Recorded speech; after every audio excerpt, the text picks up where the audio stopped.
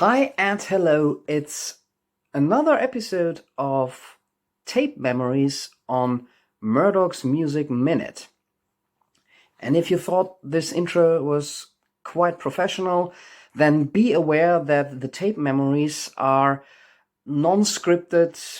It's a loose concept, and I just grabbed one of my old tapes out of the dusty tape box and sort of fire away.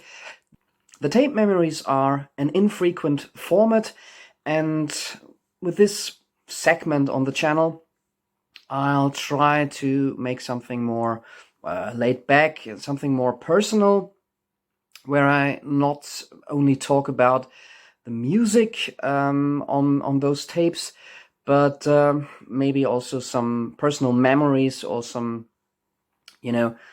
connections that I make with the music and with those tapes. So if this sounds interesting to you, welcome to this episode 2. If you prefer more structured and a little bit more researched album reviews, maybe check out my other videos. The collection is slowly but steadily growing. But now for today's tape, and the one I grabbed is quite a bit of a mysterious one, because, as you may see,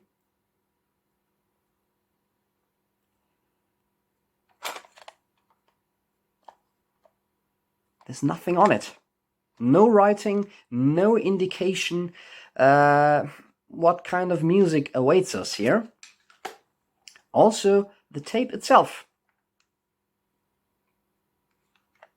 blank. Did I catch an empty tape? No, don't be afraid. There is music on this one, but the information is well hidden. It's not even in here. Or is it? Because... here we go. So here you see my terrible handwriting. I also liked very impractical colors. Most of this is written in yellow, if you can see it.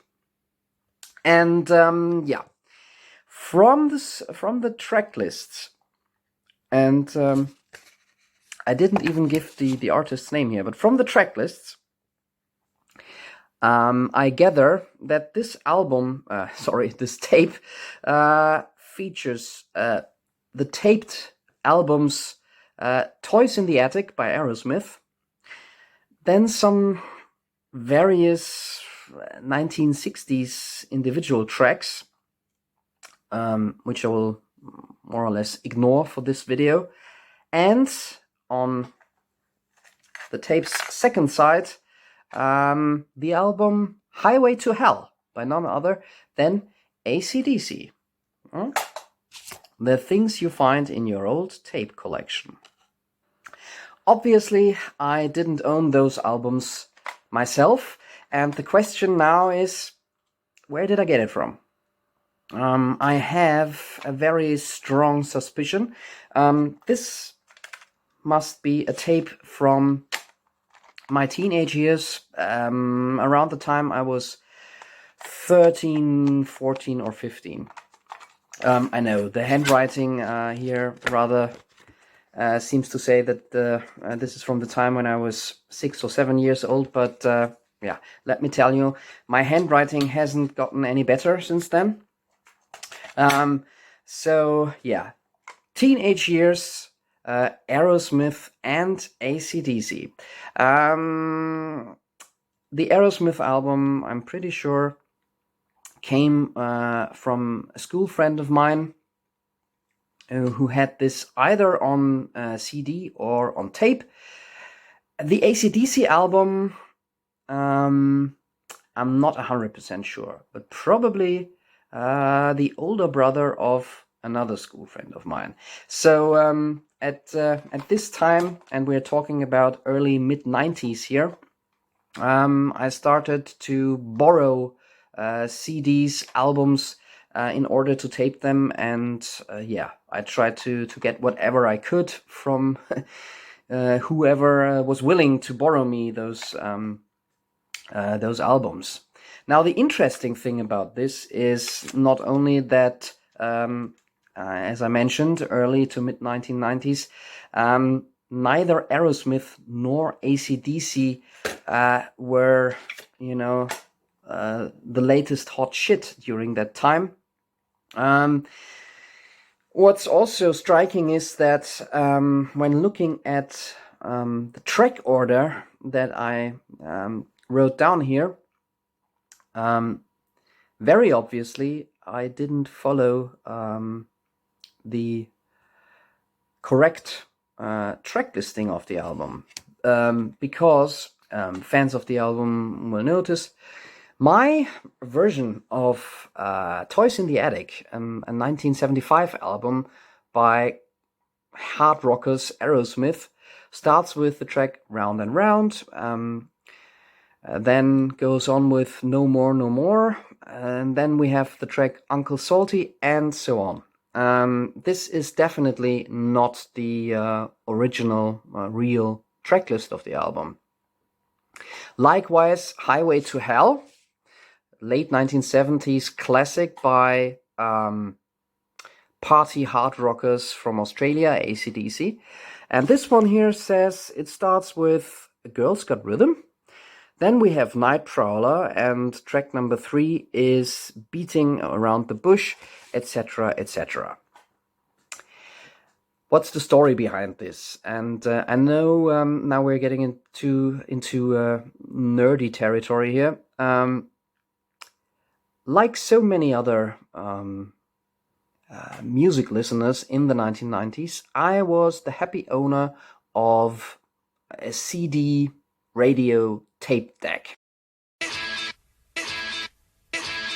You know, those combinations with a CD player on top, a radio tuner, and maybe a tape deck.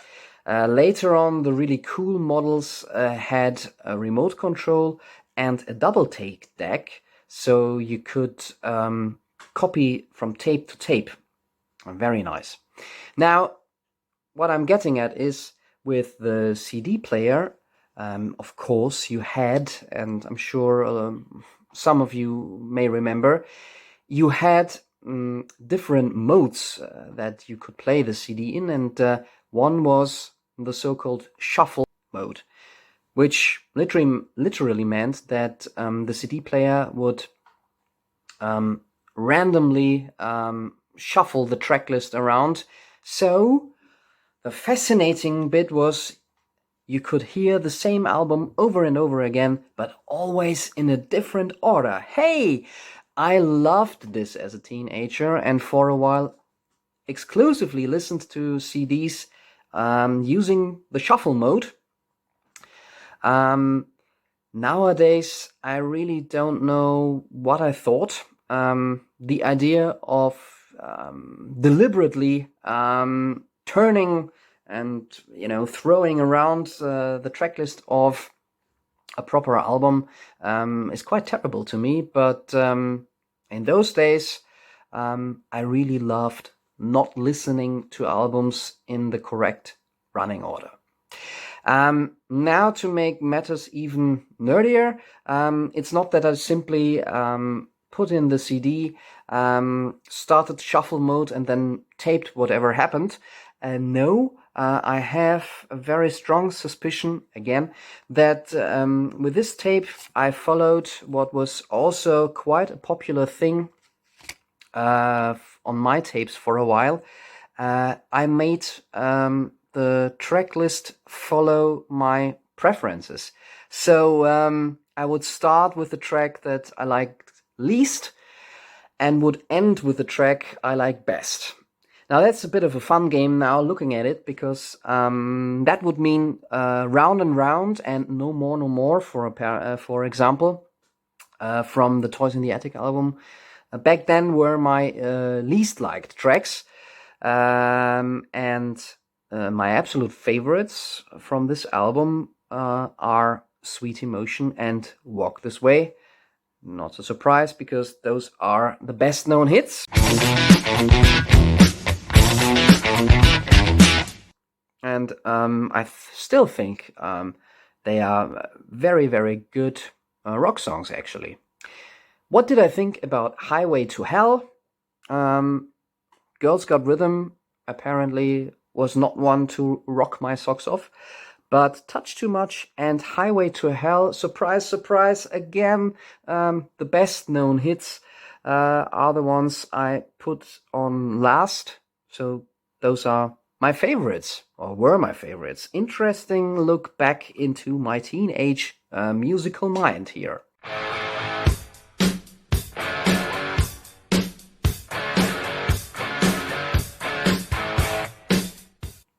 As I said, this was, or must have been created around the early to mid 1990s. Now, if we think back, look back at what was popular in those days, given I was a teenager or becoming a teenager in those years,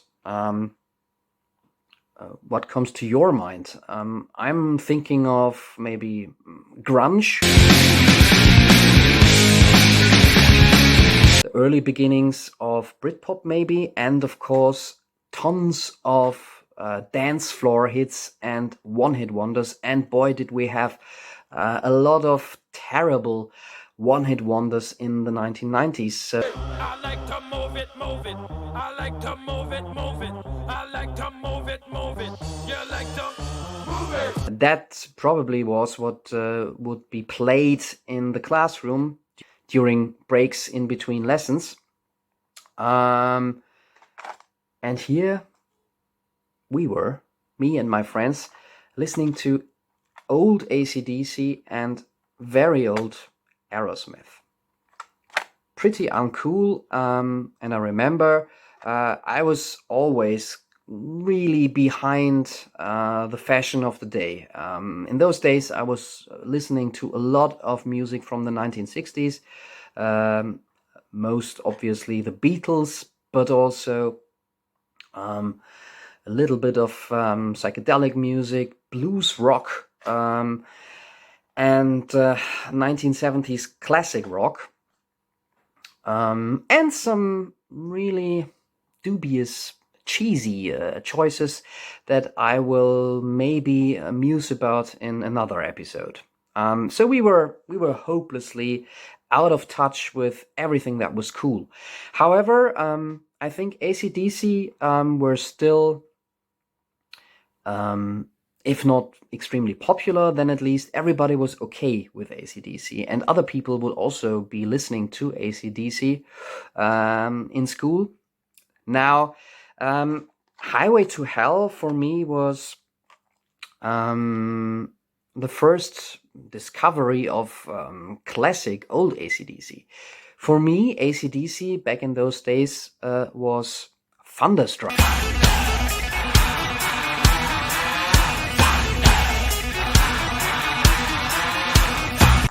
Or maybe tracks of the Back in Black album.